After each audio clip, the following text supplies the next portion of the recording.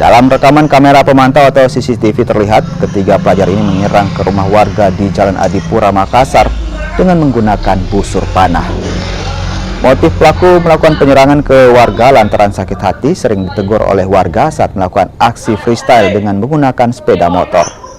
Kini, ketiga pelaku yang masih berstatus pelajar SMP ini telah dibawa ke kantor Polsek Panakukang beserta barang bukti busur panah. Bertempat di Jalan Adipura, Makassar. Itu terjadi dengan cara para pelaku mendatangi sebuah rumah di TKP, kemudian turun ke lokasi, kemudian melakukan penyerangan dengan menggunakan senjata tajam jenis busur. Kalau untuk motifnya sampai melakukan itu seperti apa? Setelah kami melakukan pendalaman, melakukan interogasi, terungkap motif pelaku melakukan karena adanya balas dendam atau sakit hati sehubungan dengan orang yang diduga tinggal di sekitar situ pernah melakukan provokasi kepada mereka sehingga mereka melakukan